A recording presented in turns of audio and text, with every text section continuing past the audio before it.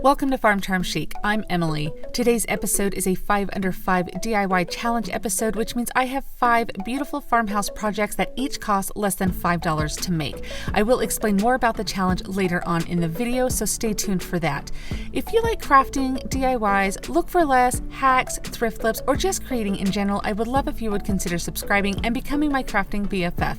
If you do like any of today's projects, remember to hit that thumbs up, but let's go make some DIYs. I love picking up these tag-shaped signs at Dollar Tree. They're so fun to give a makeover to. So I'm just going to try and peel this front of this sign off here, which I feel like the majority of the time, this is exactly what happens. You think you're going to get it, and then it just rips, and there's no way to get the rest of it off. So I'm just cutting some craft paper down to size and just putting some hot glue around the edge, and then I will just lay that craft paper down on the top, and the front of the sign will now become the back of our sign. And what I do here is I'll just cut this paper down to size after I get it adhered, and then I just take my emery board and go around the edges to give it a nice, crisp, clear look.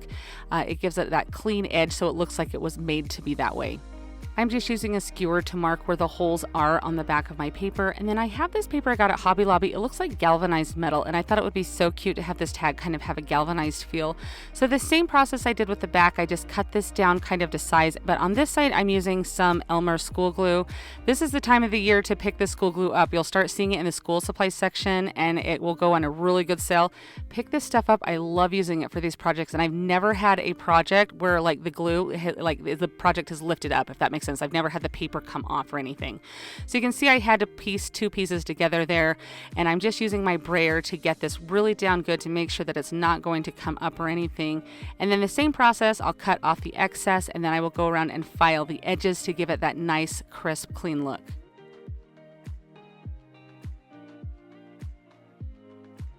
Since we did the barbecue skewers through the backing, it is very easy to find where those holes are, so I'll just pull those through so I can add a hanging tag. And I have this cute little mason jar from Dollar Tree. This is a fairly new item, I believe.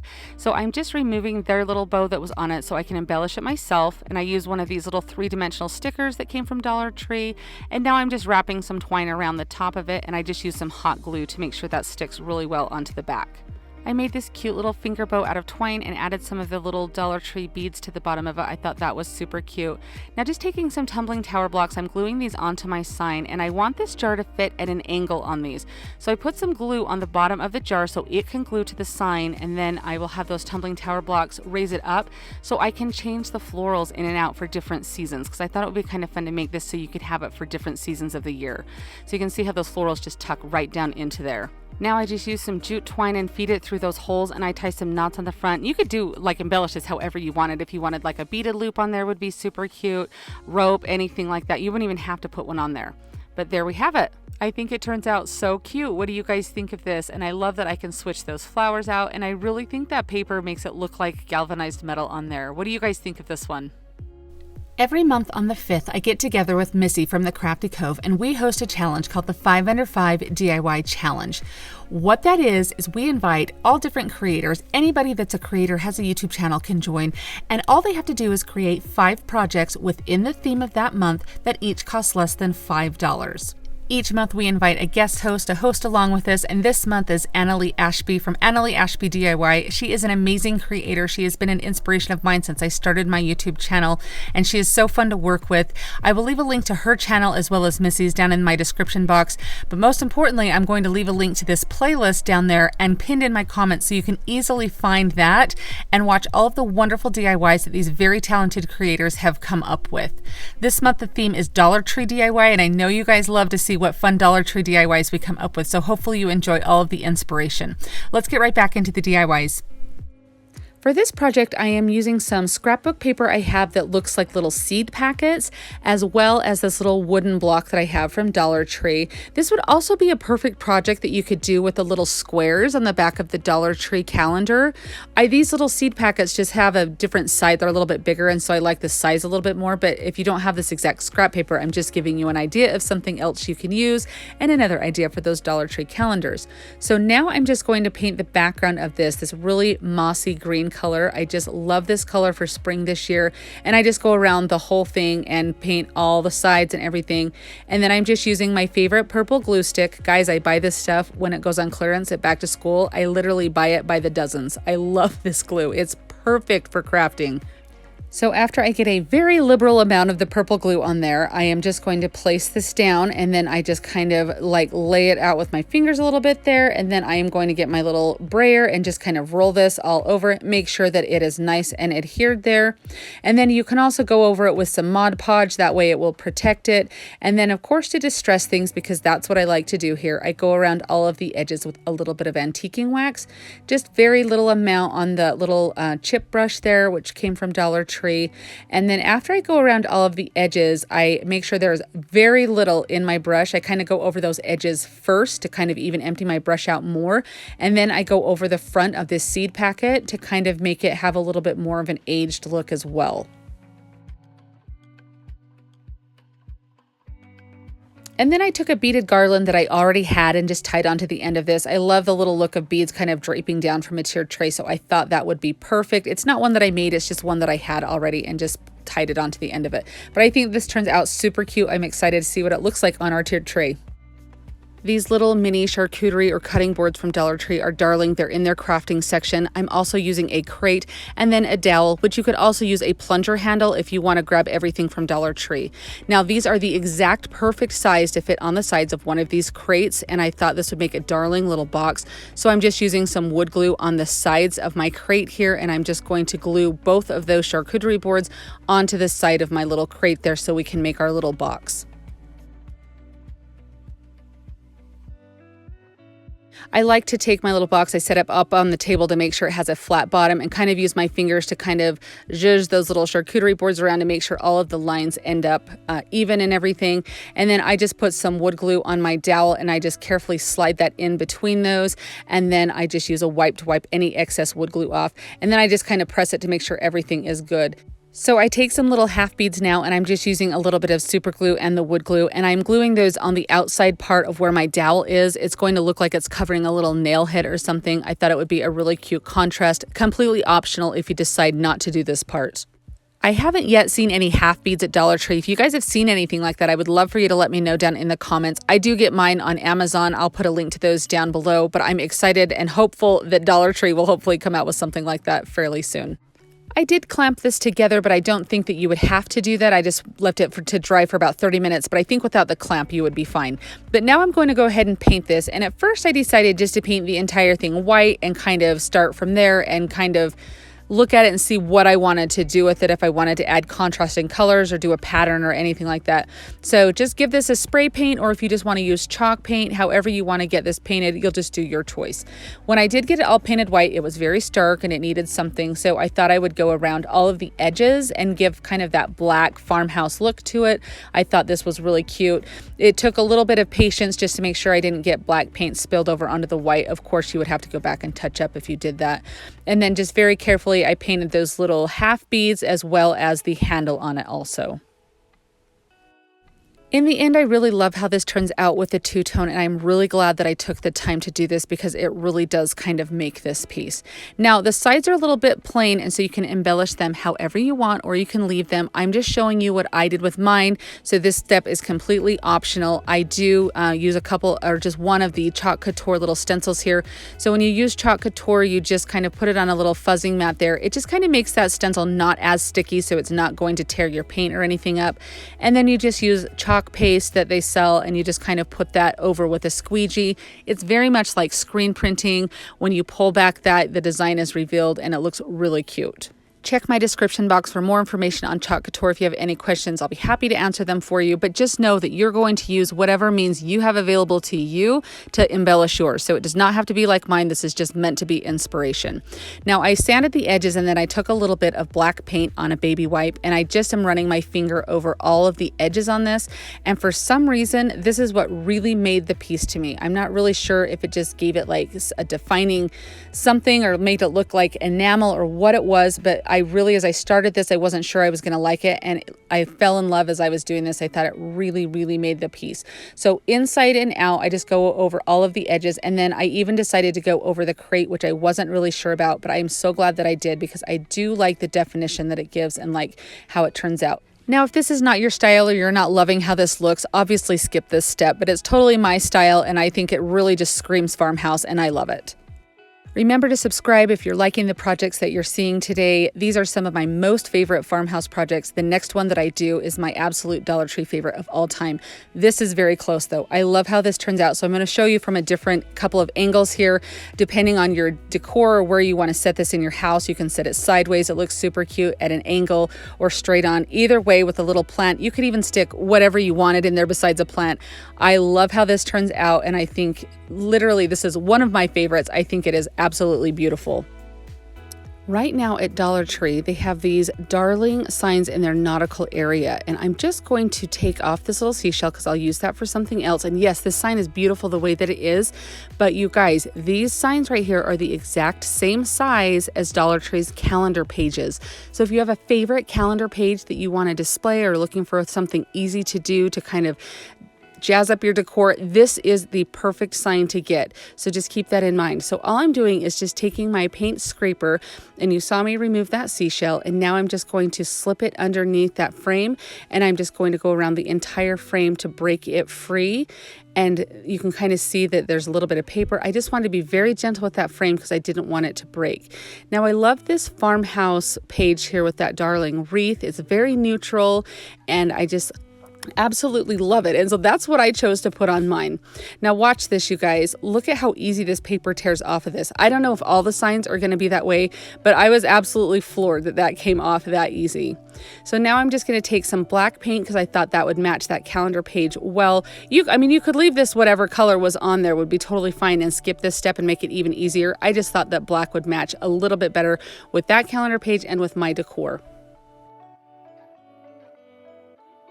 And now I'm just taking a little bit of the purple glue stick. This is from Elmer's, and I'm just going to go around the edges really well to make sure. And then I don't do super a ton in the middle, just enough to hold that calendar page down because we are going to glue that frame on the top of it that will also help it stick. And so I just kind of center that before placing it down. You have a little bit of wiggle room to kind of move it around and get it centered, all of that fun stuff. And then I'll smooth it out, and I also grab my brayer just to make sure that it gets any bubbles or anything like that completely out, and that way it adheres to everywhere where the glue was placed. I just take the end of a paintbrush and stick that through those little holes there because I want to place that little hanging tag back on it. And then I am just going to take my hot glue is all I use, and I'm just going to glue each section on. Now this frame came off in one piece, but when I went to glue it on, I realized it was going to be easier to kind of break them apart and glue each one on individually. So that way I could have a little bit more control over where it went and the spacing and all of that. So that's why I ended up taking and totally disassembling the frame. It's super easy to do. I mean, it's just held together by a little bit of like the paper that was left on the back of it. So, I mean, it was literally just like ripping them apart. And as you just saw, I used my brayer a couple of times just to help get that pressed down really well and evenly. And on this top piece, you just match up the little holes that are there because I do want to place that hanging little beaded hanger from it. And then you just take, what I did is I took a little bit of white chalk paint on a chip brush and kind of went over the edges. This just kind of gave it a little bit more of a farmhouse look.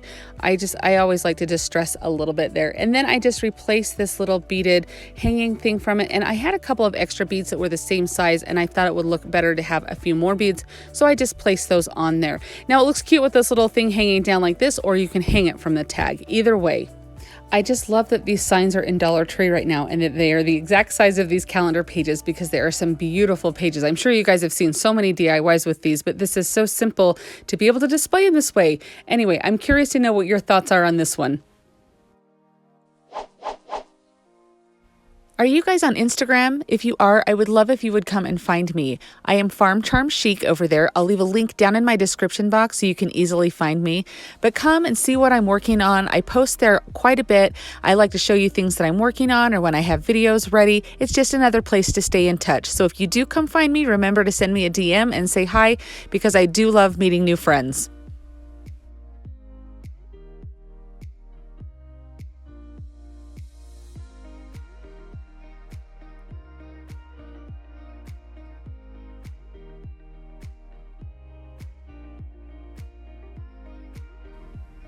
This DIY is one of my favorite that I have ever made. This is such a fun project. So I'm just using these two ironing board signs from Dollar Tree and also a plunger from Dollar Tree. So I just cut the handle on the plunger down and just cut it to whatever size you want. I did 12 inches. You can do it however big you want this little box to be.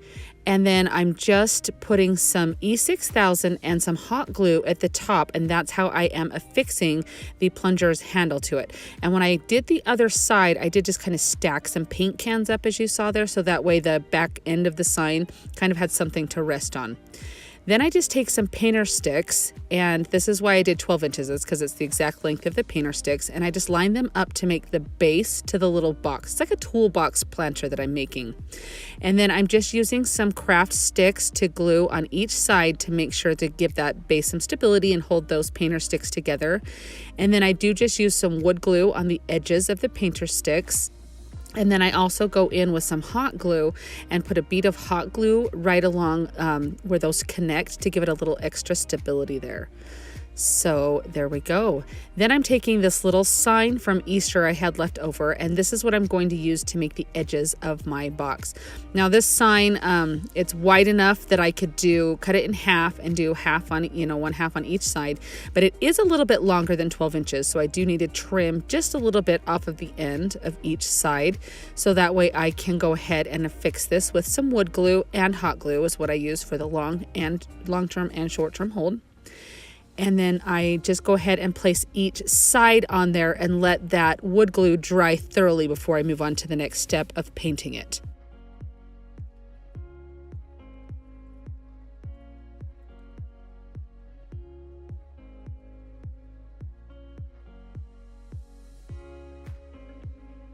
I forgot to mention that I do go in and put a little bit of spackling in the holes there. This is from where the twine was to hang the sign. And so I do just go in and do this, wait for it to dry, and then I sand it down. This just gives it a nice cohesive flat look, and who wants to have holes in the side of their box, right? And then I take some painter sticks and I do cut them down because I don't want the little grooves on the painter sticks to show. And then, so I have to kind of make a joint or a seam in the middle. So I use hot glue to place each side down where these meet up. And then I will take some spackling again and put in the middle of this joint. That way you cannot see the seam. It does give it that seamless look, and that way, and then I do sand that down after that dries. And then I do take this out into my little spray painting studio, my little box. I don't know what you want to call this. This was just what our sink for our bathroom came in, this huge box, and it's the perfect place to spray paint because it doesn't go all over my garage or anything. So I do just give this a couple good coats of white spray paint. You can use whatever color you want to use for yours. I just happen to have a ton of white chalk spray paint on hand, so go figure. But that's what I ended up using. So just give this completely a good coat all over. Now I did cut out with my Cricut some letters to spell the word flowers, and this is what we're going to put on the side. And you can see I'm going to use this as a stencil, and I totally did it wrong. You have to use transfer paper when you do a stencil. I don't know why I forgot that. I obviously don't do this that much.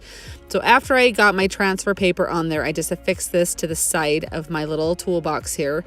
And then I am just going to use some regular black acrylic paint, and you can see how much I'm taking out of my sponge there. You just want to make sure that you're using a little bit when you're doing stenciling. This is what helps prevent any bleed through of having it bleed underneath your stencil letters. And then I just use an up and down motion, and I just tap all over the edge of each letter up and down all the way around, and then tap to fill in the middle of the letters just to make sure that I'm getting that nice crisp lines on this.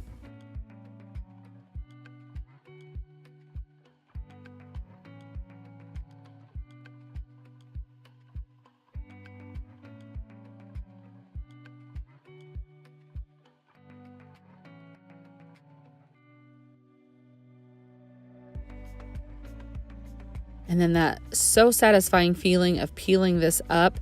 I had just a couple of little areas I did have to go in and touch up. Sometimes that happens. It's not a big deal.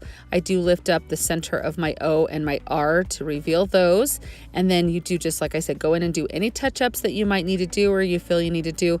I am going to distress this so the touch-ups don't have to be a whole bunch. So I just go with my emery board and run it over the top of this to give it a little bit of a faded, aged look. And then I do wipe it down with a baby wipe just to kind of get all that powder and stuff from the paint lifted up there. So then I go with my little sponge brush, and I am using just that black acrylic paint, and I'm going to give this a little bit of an enameled look, or not a little bit of an enameled look, it's going to look a lot like enamel. So I just go all the way around each of the edges, all over the entire box, and cover them with black. And then I also do go in a little areas to kind of give it that little bit of chipped enamel look.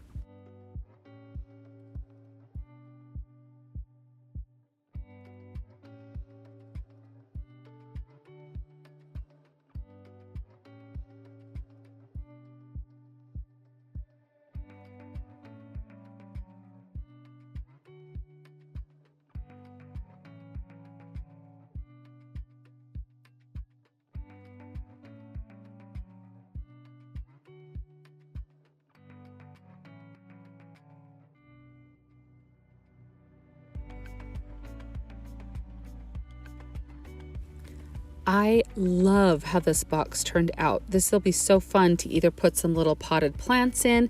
It's perfect for a patio. It's perfect to bring a little bit of greenery or floral inside your home. This, of course, I'm doing patio decor, so this will go outside on my patio or porch.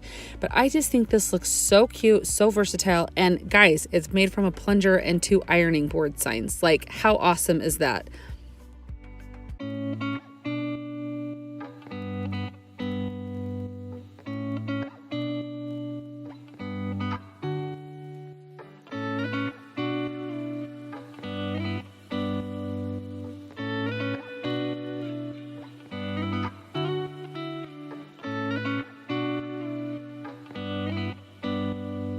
I hope that you guys enjoyed these 5 Dollar Tree DIYs that I put together for you today. I love these. They are some of my favorite Dollar Tree DIYs that I have ever created, so I was so excited to get to share them with you.